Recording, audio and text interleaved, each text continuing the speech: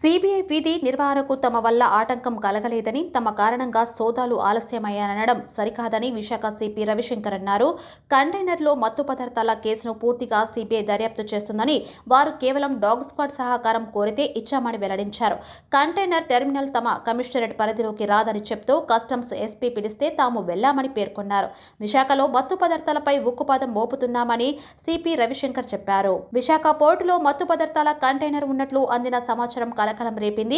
దక్షిణ అమెరికాలోని బ్రెజిల్ నుంచి కంటైనర్లో 25,000 కిలోల మత్తు పదార్థాలు చేరినట్లు ఇంటర్పోల్ సమాచారంతో రంగంలోకి దిగిన ఢిల్లీ, విశాఖ సిబిఐ కస్టమ్స్ అధికారులను అప్రమత్తం చేసింది. కంటైనర్లో 25 కిలోల చొప్పున 1000 బ్యాగులు ఉన్నట్లు గుర్తించి తనిఖీలు చేపట్టారు. జర్మనీలోని హ్యాంబర్గ్ మీద ఈ నెల 16న విశాఖ చేరుకున్న నౌక కంటైనర్ దిగుమతి చేసిన తర్వాత తమిళనాడుకు వెళ్లినట్లు అధికారులు గుర్తించారు. బ్రెజిల్ నుంచి SEKU 4375380 నంబర్ కంటైనర్ను సీజ్ చేసినట్టు సిబిఐ ఎఫ్ఐఆర్లో వెల్లడించింది. ల్యాబ్ 224348 ఓషన్ నెట్వర్క్ ఎక్స్ప్రెస్తో సీల్ చేసి ఉన్న కంటైనర్లో భారీ ఎత్తున మత్తు పదార్థాలు గుర్తించినట్లు సిబిఐ అధికారులు తెలిపారు. 1000 బ్యాగుల్లో డ్రై ఈస్ట్ ఇందులో ఉన్నట్టుగా కంపెనీ ప్రతినిధులు వివరణ ఇచ్చారని తెలిపింది. అయితే లాసన్స్ బే కాలనీలో ఉన్న సంధ్య ఆక్వా ఎక్స్పోర్ట్ ప్రైవేట్ లిమిటెడ్ ప్రతినిధుల సమక్షంలోనే సిబిఐ పోర్టు అధికారులు కంటైనర్ను తెచ్చి సోదాలు నిర్వహించి నమూనాలు సేకరించారు.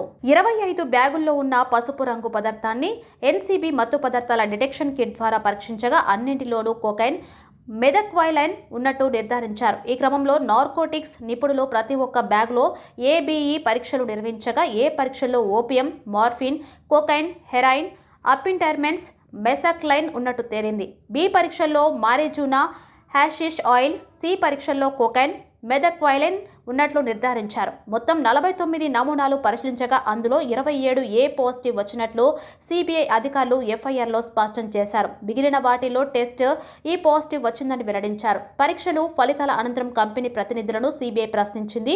కంపెనీ ప్రతినిధులు సిబిఐ అధికారుల బృందం సమక్షంలో తిరిగి ఆ కంటైనర్ను అధికారులు సీజ్ చేశారు. 2 రోజులుగా సిబిఐ తనిఖీల ప్రక్రియ కొనసాగింది. కంటైనర్ సీల్ తీసిన దగ్గర నుంచి పరీక్షలు నిర్వహించడం, పాజిటివ్ రావడం, మళ్లీ దానిని సీల్ చేయడం, ఈ ప్రక్రియను అధికారులు వీడియో తీశారు.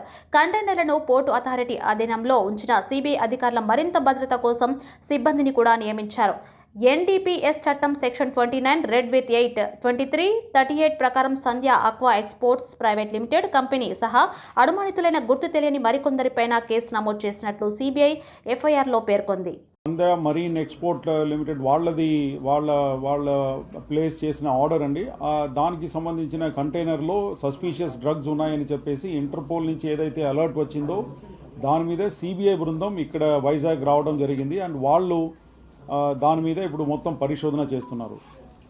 ఇప్పుడు ఇక్కడ ముఖ్యమైన విషయం ఏమంటే దాంట్లో లోకల్ వైజాగ్ గవర్నమెంట్ ఆఫీషియల్స్ అక్కడ ఉండటం వల్ల అక్కడ డిలే అయిందని చెప్పేసి కొంత ప్రచారం జరుగుతుంది. అది అవాస్తవం. అసలు వాళ్ళు రిక్వెస్ట్ చేశారు, లోకల్ పోలీస్ నుంచి డాగ్ స్క్వాడ్కి రిక్వెస్ట్ పెట్టారు.